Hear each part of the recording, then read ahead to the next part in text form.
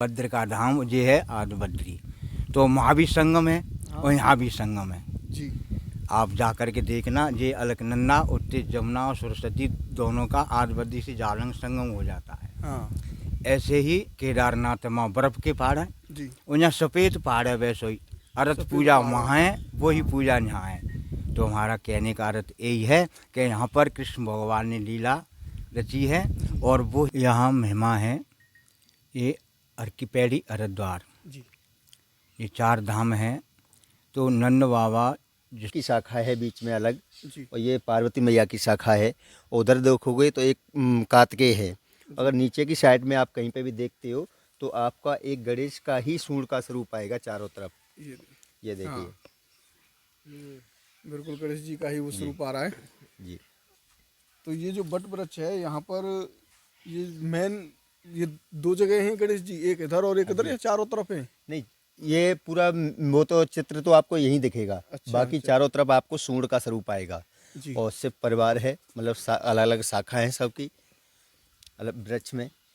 तो ये कार्तिकेय की शाखा है जी। ये बीच में है वो। सभी भक्तन को राधे राधे।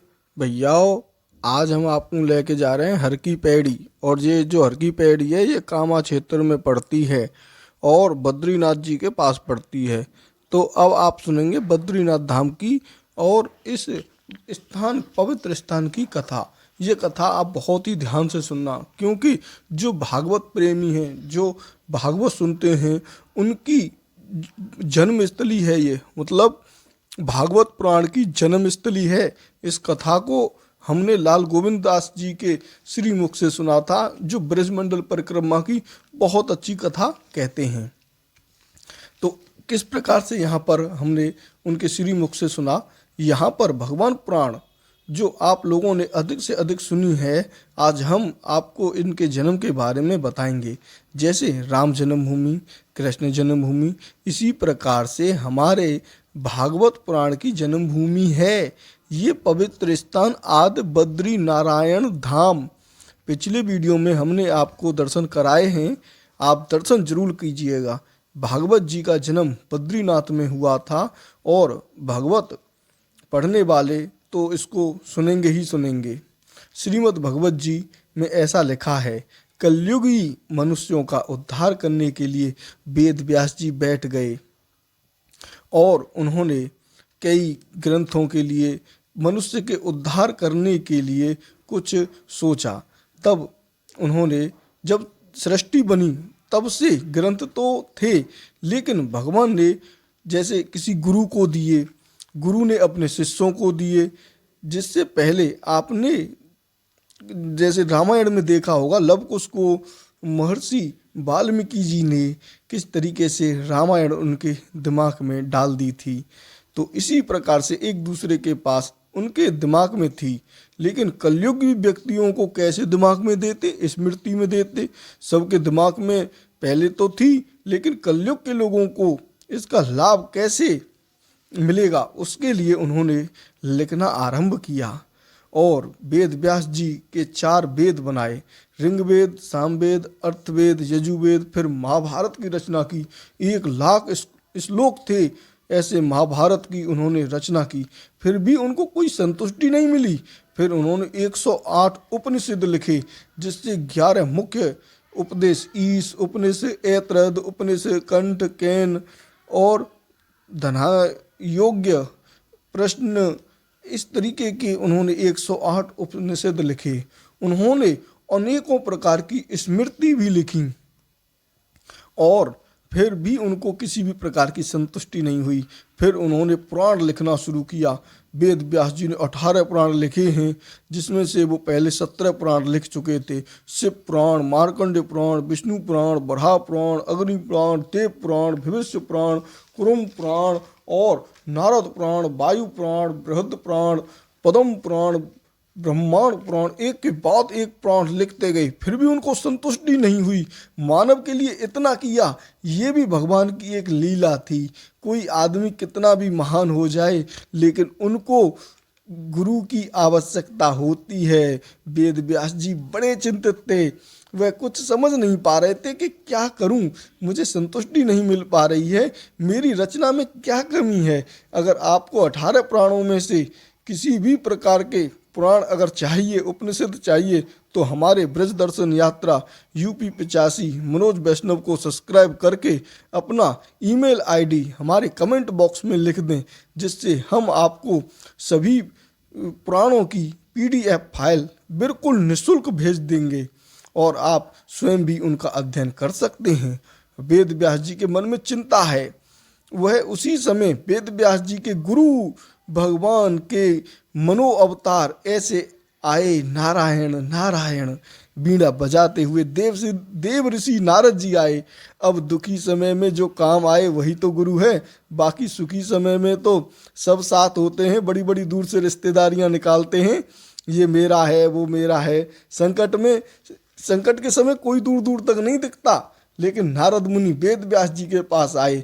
जैसे ही नारद जी को उन्होंने अपना पूरा शरीर ऐसे दिखाया जैसे डॉक्टर को बीमार लोग होने पर अपनी नब्ज दिखाने के लिए अपना हाथ देते हैं, ऐसे उन्होंने अपने पूरे ग्रंथ उपनिषद उनके सामने रख दिए। नारद जी बोले सब ठीक है। तब वेद व्यास जी बोले मेरा हाल बिल्कुल सही नहीं है, मेरा कष्ट कैसे कम होगा गुरुदेव, सच कहें तो मैं खुद ही नहीं जानता हूँ मेरा हित कैसे होगा, ये मेरी कमी कैसे दूर होगी, ये मेरे साथ कैसा घट रहा है गुरुदेव, आप ही बताएं मुझे। गुरुजी हम कितने भी बड़े हो जाएं पर कभी गुरु को नहीं भूलना चाहिए, गुरु सर्वश्रेष्ठ होता है। नारद मुनि जी वेद व्यास जी से बहुत सुंदर शिक्षा प्रदान की और बोले वेद व्यास जी आपने क्या क्या लिखा है, महाभारत लिखी, पुराण लिखे, उपनिषद लिखे, लेकिन जो आपको लिखना चाहिए वो नहीं लिखा। अब आप तत्व लिखें, लेकिन आपने इसमें कृष्ण कथा को नहीं लिखा, इस में रस नहीं है। कोई व्यक्ति कितना भी कुछ लिख ले तब तक उसमें रस नहीं होता, तब तक कुछ नहीं होता, सब कुछ अधूरा है। कृष्ण कथा न हो, छंद अलंकार में कमी भले ही हो, लेकिन कृष्ण कथा हो तो वो लिखा हुआ भी बहुत ही रसमय हो जाता है। व्यास भगवान श्री कृष्ण की कथा जब तक नहीं लिखोगे तब तक आप ऐसे ही रहोगे। तब नारद जी बोले आप कृष्णमयी श्रीमद् भागवत पुराण लिखें। आप लोगों को पता होगा कि श्रीमद् भागवत पुराण सबसे ज़्यादा कही जाने वाली कथा है और सभी पुराणों का जो निचोड़ है वो सर्वश्रेष्ठ है श्रीमद् भागवत पुराण। फिर वेद व्यास जी ने क्या किया, सूत जी कहते हैं ब्रह्म नदी के पास एक आश्रम था, सम्यता प्रास, वहाँ अनेकों ऋषि आते थे, घंटों बैठते थे। सूत जी कहते हैं समिया प्रास आश्रम वेद व्यास जी की कथा, ये आश्रम बद्रीनाथ जी में था। इसी आश्रम में वेद व्यास जी ने समाधि लेकर तपस्या की। भगवत पुराण की रचना करने के लिए श्रीमद् भागवत में बहुत ही लंबी कथा है। भक्ति योग में समाधि ली और समाधि में राधा कृष्ण का दर्शन किया। फिर उन्होंने माया का भी दर्शन किया और वो देखते हैं कलयुग में माया लोगों को किस तरीके से तड़पा कर मारती है, और उसी समाधि में वेद व्यास जी उनका समाधान भी निकाल लेते हैं। अभी कलयुग आया नहीं है, लेकिन समाधान उससे पहले निकाल लेते हैं। कलयुग चालू नहीं हुआ था तब कृष्ण भक्ति की जाएगी, तब माया से मुक्ति हो जाएगी। बिना कृष्ण भक्ति के माया से मुक्त आदमी नहीं हो पाएगा। शास्त्रों को पढ़ना जरूरी है। समाधि में बैठे और श्लोकों पर श्लोक बोलते गए, और गजानंद आज भी वहाँ मौजूद हैं, उसके भी हम आपको यहाँ दर्शन कराएंगे। यहाँ पर वेद व्यास जी बोलते गए और गणेश जी लिखते गए। इस तरह 18,000 श्लोक लिखे। ये पूरी घटना बद्रीनाथ जी में जन्म हुआ। यहीं पर नर और नारायण पर्वत की कथा हमारे पीछे के वीडियो में गंगोत्री यमुनोत्री में भी आप सुन सकते हैं। एक समय की बात है, भगवान नारायण सोए हुए थे, लक्ष्मी जी चरण दबा रही थीं। उसी समय नारद जी पधारे और बैकुंठ में जाकर नारद जी अपना दुख व्यक्त किया और बोले प्रभु मैं जब आता हूँ तब आप सोए हुए मिलते हैं, माता लक्ष्मी जी चरण दबाती मिलती हैं। प्रभु जब जब मैं धरती पर जाता हूँ लोग पूछते हैं भगवान क्या कर रहे हैं, अब मैं झूठ तो बोलता नहीं हूँ। उन्हें हर बार यही जवाब देना पड़ता है कि भगवान सोए हुए हैं, और अब मैं क्या बोलूँ उनको। इंद्र ने हजारों बार मुझे पूछा है, भगवान सोए हुए हैं। तो आपको नहीं लगता कि प्रभु आप ये जो दिखा रहे हैं ये दुनिया, क्या प्रभाव पड़ेगा दुनिया पर? हमारे भगवान सोते रहते हैं, आप कुछ न कुछ तो करिए प्रभु। बड़ा आदमी कुछ भी करता है तो छोटे छोटे आदमी अपने आप उसको देख के करने लग जाते हैं। आपने भी तो भगवत गीता में ऐसा ही बोला है, जब आप सोए रहेंगे तो ये दुनिया वाले गलत समझेंगे प्रभु। फिर भगवान विष्णु ने एक काम किया, भगवान नारायण बोले बात तो अच्छी कही है नारद जी आपने। विष्णु जी ने तुरंत लक्ष्मी जी को उनके मायके भेज दिया महाराज बलि के पास, और फिर चल दिए तपस्या करने के लिए। नारद बताओ तपस्या करने के लिए सबसे उत्तम स्थान कहाँ है? तब नारद जी बोले बद्रीनाथ धाम, वहाँ पर तपस्या कुंड है जिसके दर्शन हमने आपको पिछले वीडियो में कराए हैं। आप जरूर बद्रीनाथ जी के नाम से ढूंढकर उनका दर्शन जरूर करना। तपस्या कुंड का नाम तृप्त कुंड है। अब विष्णु जी यहाँ आए, लेकिन यहाँ तो पहले से ही भगवान शिव और पार्वती तपस्या कर रहे थे। विष्णु भगवान ने देखा ये तृप्त कुंड में पहले स्नान करते हैं और फिर तपस्या में लग जाते हैं। अब भगवान विष्णु जी को यह तपस्या करने की सोची। फिर विष्णु भगवान ने एक लीला करते हुए और वो 5 साल के बच्चे बनकर जंगल में भटकने लगे। माता पार्वती की नज़र उन पर पड़ी, वात्सल भाव में गई और शिव जी से बोली बच्चा यहाँ क्या कर रहा है? मैं इसे लेकर आती हूँ। शिव जी को पता चल गया था कि अब हम यहाँ ज़्यादा दिन तक नहीं रुक पाएंगे, पर शिव जी फिर भी बोले चलो इसके चक्कर में मत पड़ो, ये बच्चे को यहाँ मत रखो, देखो गड़बड़ हुई तो मुझे मत बोलना। कुछ दिन भगवान विष्णु बच्चे के रूप में रहे। एक दिन शिव जी ने शिव और पार्वती तृप्त कुंड में स्नान करने गए और पीछे से विष्णु भगवान अपने विराट रूप में आ गए। जब शिव जी और माता पार्वती लौट कर आए तो भगवान विष्णु जी को प्रणाम किया। विष्णु भगवान बोले आप लोग यहाँ से कहीं और चले जाएं, ये पवित्र स्थान मुझे बहुत अच्छा लगता है, आप यहाँ से थोड़ी दूरी पर केदारनाथ में जाकर तपस्या करें। फिर शिव जी और पार्वती जी चल दिए केदारनाथ धाम। हमने पिछले वीडियो में केदारनाथ जी का वीडियो डाला है जिसमें गौरी कुंड है, वहाँ से जल लेकर माता पार्वती शिव जी को ऊपर से पर्वत पर चढ़ाती थीं और आज लोग नीचे से गौरी कुंड से जल लेकर ऊपर केदारनाथ जी पर चढ़ाते हैं उसी और उनकी मनोकामनाएं पूरी करते हैं। शिव जी तो सबसे ज़्यादा दयालु हैं, बहुत जल्दी प्रसन्न हो जाते हैं। फिर भगवान नारायण यहाँ तपस्या शुरू करते हैं। क्या आपको पता है भगवान विष्णु का नाम बद्रीनाथ क्यों पड़ा? तो इसी कथा को बहुत सुंदर ध्यान से सुनना। ये बद्री क्या है? भगवान नारायण तो तपस्या में लग गए और लक्ष्मी जी भगवान विष्णु के लोक में गईं। अब भाई के यहाँ कितने दिन तक रुकती वहाँ पर? विष्णु भगवान नहीं मिले, तब नारद को पुकारा और पूछा नारद जी विष्णु भगवान कहाँ पर है? आया बद्री नारायण। नारद जी ने बताया बद्री नारायण गए हैं, भगवान विष्णु नहीं मिले। तब लक्ष्मी जी उनको ढूंढते ढूंढते यहाँ बद्री नारायण में पहुंची। तब उन्होंने देखा कि मेरे प्रभु, मेरे पति तपस्या कर रहे हैं। अब लक्ष्मी जी का भाव है कि मैं बिना सेवा किए कैसे रह सकती हूँ। अब मेरे पति तपस्या कर रहे हैं पर मैं इनकी सेवा कैसे करूँ? लक्ष्मी जी अब बेर का वृक्ष बन गई और बेर को अगर आदमी के उसमें पुकारते हैं तो बेर को बदर कहते हैं, और औरत के पर्यायवाची में अगर बेर को पुकारेंगे तो उसको कहेंगे बद्री। तो लक्ष्मी जी बद्री का रूप लेकर खड़ी हो गईं। जब से ये हो गया बद्री नारायण, जैसे सीताराम राधा कृष्ण, ये हुई द्वापर की बात। फिर कलयुग आया, तब नंद महाराज जी की कथा आपने पिछले वीडियो में बद्री नारायण, आप हमारी वीडियो को जरूर देखें जिसमें गंगोत्री यमुनोत्री और पशुनाथ के वीडियो में ये पहले कई बार यहाँ के जो मुख्य पुजारी थे उन्होंने इस कहानी को बहुत बार बताया है, तो आप उन वीडियो को जरूर देख लें। नर नारायण पर्वत के बीच में ये यहाँ पर नारायण जी तपस्या कर रहे थे। यहीं पर त्रिपुट पर्वत है, यहीं पर लक्ष्मण झूला है और यहाँ लक्ष्मण जी का एक मंदिर है। लक्ष्मण जी यहाँ आए थे ऋषिकेश से तपस्या करने के लिए। गंगा मैया पार करनी थी, तब लक्ष्मण जी ने अपने बाणों से पुल बनाया। तो आज भी यहाँ पर वो पुल मौजूद है और ब्रज में भी है। यहाँ इनका गौड़मण का मंदिर है जिसमें लक्ष्मण जी हंसते हुए दर्शन देते हैं। लक्ष्मण जी के मंदिर के पीछे त्रिवेणी संगम है, गंध माधव पर्वत है, मुनियों ने तपस्या की और हर की पौड़ी, ये 5 नाम हैं।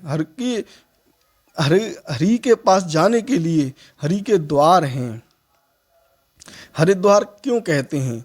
गंगा द्वार भी कहते हैं, स्वर्ग द्वार भी कहते हैं और हरिद्वार नाम है इसलिए कि शिवजी के पास जाने के लिए स्थान है। मायापुरी, सप्तपुरी में वर्णन, मथुरापुरी, अयोध्यापुरी, कांजी, अविंदगा, इस तरीके से 7 पुरी हैं और उनको हरिद्वार कहते हैं। मायापुरी क्यों कहते हैं? जब शिवजी ने अपमान हुआ कनखल में यज्ञ से, देवी पार्वती ने अपनी देह त्याग दी, वीरभद्र आए और पूरे यज्ञ को खत्म कर दिया। तब फिर शिवजी आए और बोले ये सब भगवान की माया है, तब से मायापुरी नाम पड़ा। इस हरिद्वार में राजा भर्तरी, द्रताते, ब्रह्मा और रुचिक ऋषि ने तपस्या की और सप्त ऋषि ने भी यहाँ तप किया। वशिष्ठ जी, अंगिरा, पुलिक, अत्रि, कृतयज्ञी इसी हरिद्वार में तप किया। रावण का वध करने के बाद राम जी भी यहीं आए और यहीं पर तप किया। राम झूला आज भी मौजूद है। 5 पांडव यहीं से गए स्वर्गलोक के लिए और इसी हरिद्वार में महाराज परीक्षित ने सबसे पहले सुखदेव जी के श्रीमुख से श्रीमद् भागवत का स्मरण यहीं पर किया। हर की पौड़ी का मतलब, हर माने हरि और पौड़ी का मतलब पैर। तो तब रिंबू ऋषि के दर्शन करने के लिए भगवान यहाँ पर आए, तब उनका पैर यहाँ पड़ा।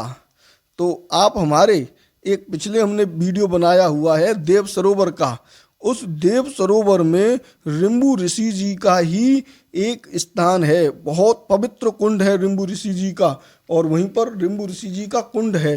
तो आप लोग देव सरोवर के नाम के वीडियो को बहुत ध्यान से देखें। अब हम बिल्कुल पहुंच चुके हैं मनसा देवी के मंदिर में। ये जो आप सामने देख रहे हैं यहीं पर मनसा देवी जी का मंदिर है और यहीं पर हर की पैड़ी है और यहाँ पर ही एक ऐसा दिव्य वृक्ष है जिसमें आपको गणेश जी के साक्षात रूप दिखाई देंगे। माता पार्वती भी उसी वृक्ष में हैं और शिव जी भी उसी वृक्ष में हैं और गणेश जी उसमें चारों दिशाओं से दिखाई देते हैं। तो आप इसके दर्शन बहुत ही ध्यान से करना। अब हम इस मंदिर में पहुंचकर यहाँ के मुख्य पुजारी जी से आपकी बात करवाते हैं। आपने ये वीडियो यहाँ तक देखा उसके लिए बहुत बहुत धन्यवाद। हमारे पास समय बहुत कम होता है और हमें ज्ञान की जो बातें हैं जो ग्रंथों में हमने पढ़ी हैं उनको भी बताना ज़रूरी होता है। इसीलिए हम ये गाड़ी में जो आप सभी भक्तन को राधे राधे। तो भैया आज हम आपको लेके आए हैं हर की पौड़ी। ये हर की पौड़ी हमारे कामा क्षेत्र में पड़ती है और यहीं पर हमारी मनसा देवी जी का भी दर्शन है और हरकेश महादेव जी के भी दर्शन हैं। और यहाँ पर एक विशेष प्रकार का वृक्ष है जिसमें साक्षात गणेश जी के भी यहाँ पर दर्शन होते हैं। तो हम उसके भी आपको दर्शन कराएंगे।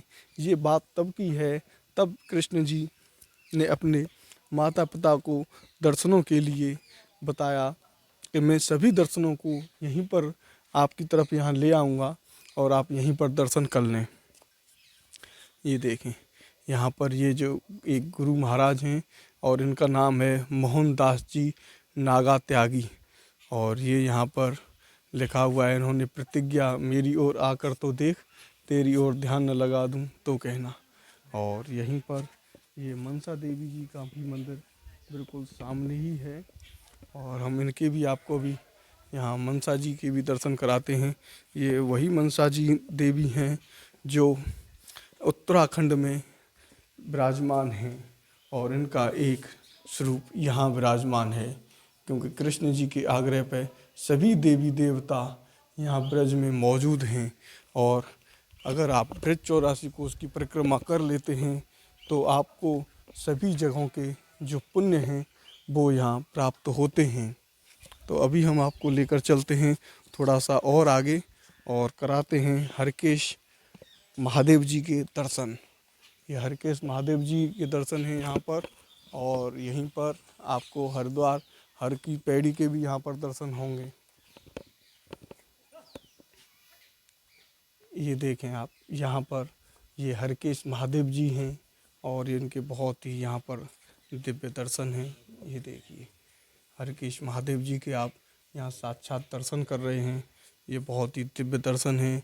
यहाँ नीचे आप देख रहे हैं, यहाँ पर शिव जी पूरे परिवार के साथ यहाँ पर बैठे हुए हैं। और यहाँ ये बहुत ही तपोभूमि है।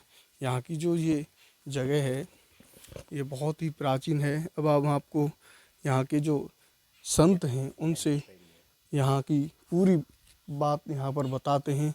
ये देखें आप, ये हर की पैड़ी के यहाँ पर दर्शन कर रहे हैं। और जो हमारे ये महाराज जी हैं, ये यहाँ की दिव्य लीलाओं के बारे में, कृष्ण जी की एक एक लीला के बारे में जो यहाँ पर हुई थी उनके बारे में आपको बहुत ही अच्छे उससे बताएंगे। महाराज जी राधे राधे। राधे श्याम राधे श्याम। महाराज जी, हमारे दर्शकों को यहाँ पर आप इनकी महिमा बताएं कि यहाँ की जो महिमा है हर की पैड़ी की, और ये जो वृक्ष है बट वृक्ष, और चारों धामों की क्या महिमा है, यहाँ की किस प्रकार की महिमा है? यहाँ महिमा है ये हर की पैड़ी हरिद्वार जी ये 4 धाम हैं। तो नंद बाबा यशोदा मैया ने मनोती मनाई कि हमारे कोई पुत्र हो जाए तो हम 4 धाम के तीर्थ करेंगे। ऐसे ही मैं कथा लेकर के चलूँगा कि त्रेता युग में राम जी का अवतार हुआ। इससे पहले गुरु वशिष्ठ जी बुलाए राजा दशरथ ने कि हमारे 3 रानियाँ होते हुए कोई संतान नहीं थी। तो उन्होंने कहा कि महाराज इतनी सी बात है, चलो इसका भी हल निकालेंगे। तो गुरु वशिष्ठ जी द्वारा, सिंह ऋषि द्वारा वो खीर पकाई।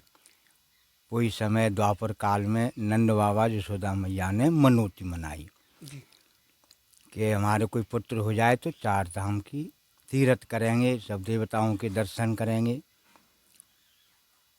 तो द्वापर काल में कृष्ण अवतार हुआ। तो कन्हैया बड़े हुए तो बाबा बोले कि कन्हैया हमने मनोती मनाई, हमारी पूर्ण हो गई वो, हम अब 4 धामों की यात्रा करके जाएंगे। हाँ। तो कन्हैया बोले ना बाबा, वृद्ध अवस्था है, आप कहाँ जाएंगे, और मैं अपने ब्रज में ही 4 धामन को यहीं बुला दूँगा। हाँ। तो कि कन्हैया बुला दे। नंद बाबा को विश्वास हो कन्हैया साधारण कन्हैया ना है, हाँ। जाने छोटे से नहीं तो पूतना मार दी। अघासुरो षष्ठाकुरो और तुम्हारे वृषासुरो सारे सुर तो सुर मार दिए, जाने तो गोवर्धन को उठा लियो। तो कि कन्हैया बुला दे। तो कन्हैया ने योग माया द्वारा ये 4 धामों की स्थापना की। ये 14 कोष को बद्री नारायण के पर्वत है, जो उत्तराखंड का ही सारा स्वरूप है। यहाँ पर लीला है जे हरिद्वार हर की पैड़ी, यहाँ पहले जल भरा रहता है, इसमें से धारा चलती रहती। और सामने आप नज़र जा डालोगे वो गौमुख है, जैसे उत्तराखंड में है। हाँ। वही गौमुख है, वो सामने पर्वत पर स्वामी दूसरा नजर करो, सामने ही और गौमुख का भी रूप दिया गया है। गौमुख का भी यहाँ हाँ, पर रूप है। उत्तराखंड का जो स्वरूप है वो ही साक्षात पूरा स्वरूप है यहाँ पर। ये हरिद्वार का है, आगे गंगोत्री यमुनोत्री का है, और आदि बद्री, और वो उत्तराखंड में बोलते हैं धाम बद्री धाम, भद्र का धाम, और ये आदि बद्री। आदि बद्री का मतलब तो पुराना होता है ना, पहले का बद्री। आद दिलाई यहाँ हाँ। कृष्ण भगवान ने नंद बाबा यशोदा मैया सब ब्रजवासियों को याद दिलाई। अच्छा। हाँ, हाँ। याद दिलाई थी यहाँ। तो देखो यहाँ पर नंद बाबा यशोदा मैया जैसे पर्वत हैं ये उत्तराखंड के। हाँ। तो वो ही देखो दोनों तरफ पहाड़ी है, दोनों तरफ और पहाड़ी एक पे चंडी देवी, एक मनसा देवी, ऐसे हैं वहाँ उत्तराखंड। ऐसे ही यहाँ पूरा रूप है ये, पूरा रूप है, सेम टू सेम। उत्तराखंड वो ही है, केवल यह समय पर लुप्त है जल। और योग माही द्वारा जो गौमुख बता रहा हूँ वो प्रकट हुआ समय पर 12 मास झरना चलते रहते, जल जनता रहता था उस समय पर। अब भाई समय कम हो गया। हाँ। और भद्र का धाम ये है आदि बद्री, तो वहाँ भी संगम है और यहाँ भी संगम है जी।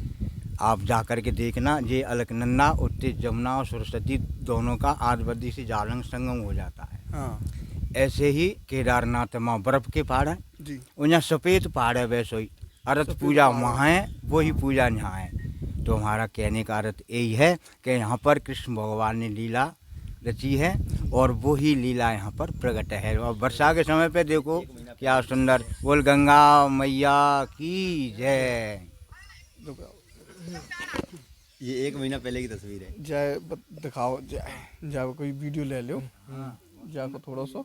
ये हमारे महाराज जी ये दिखा रहे हैं अभी, ये देखें आप, ये महाराज जी यहाँ पे दिखा रहे हैं मोबाइल में कि किस तरीके का यहाँ पर पहले ये दृश्य था। कुछ ही दिन पहले की बात है। अब फिलहाल में ये राजस्थान की जगह है तो यहाँ पे इतना पानी नहीं रह पाता है। और यहाँ पर जो प्राचीन वट वृक्ष है उसके हमें आपको ये महाराज जी यहाँ पर दर्शन आपको कराएंगे। अभी हम आपको लेकर चलते हैं उस वट वृक्ष की तरफ जो यहाँ का बहुत ही प्राचीन वृक्ष है।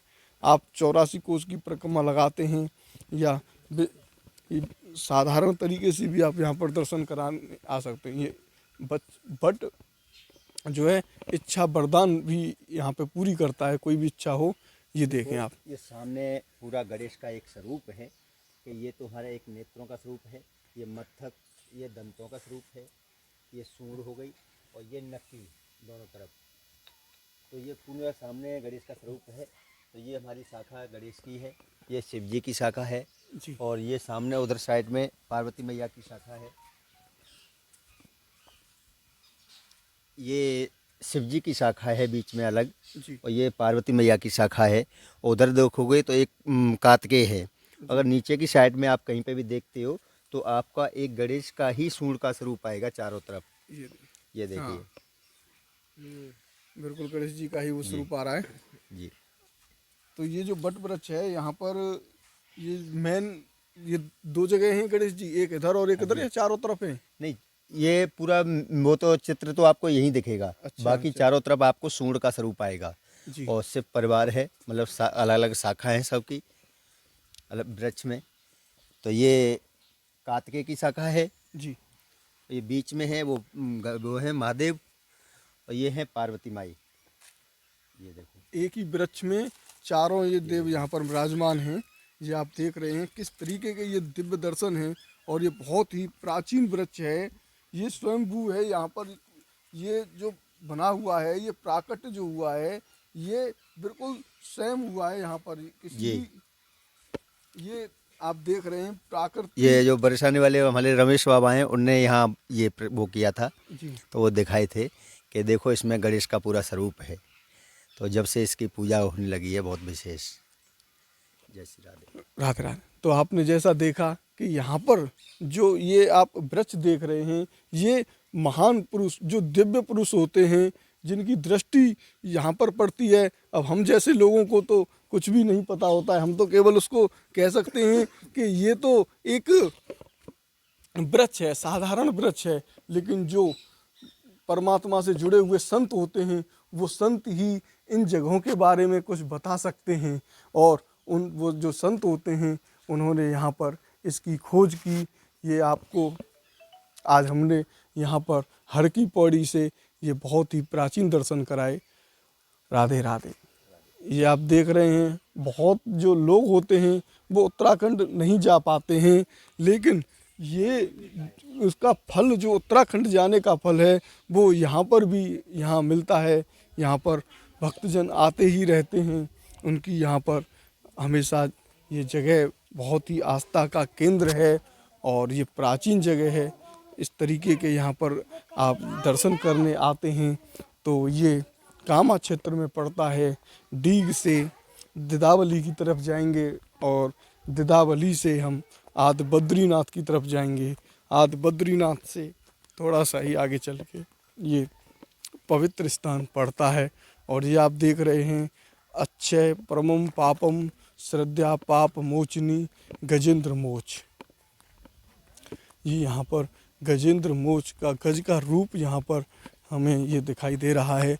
ये आप सामने देख रहे हैं ये किस तरीके के बिल्कुल ही अलग तरीके के यहाँ पर ये दर्शन हैं। गजेंद्र मोच जो गज हैं उनका ये स्वरूप यहाँ पर इस शिला में बिल्कुल दिखाई दे रहा है। ये आप दूर से देखेंगे तो ये उनकी आँख दिखाई दे रही हैं। ये देखें, हम आपको बिल्कुल पास से ले जाके इस गज रूप का यहाँ पर आपको दर्शन कराते हैं।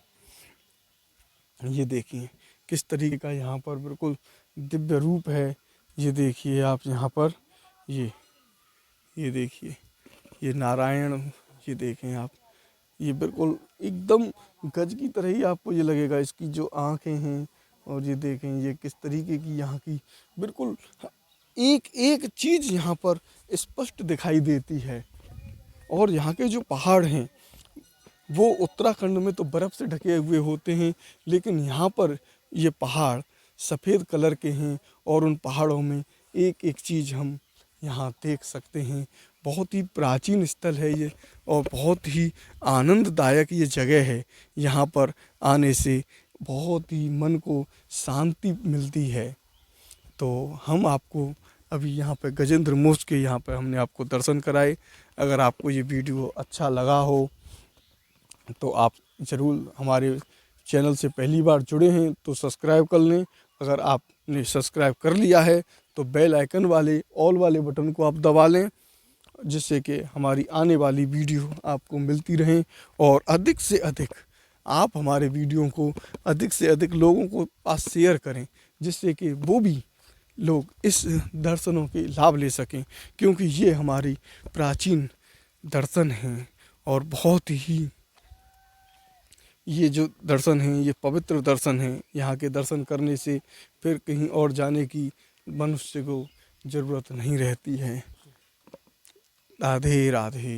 बांके बिहारी लाल की जय।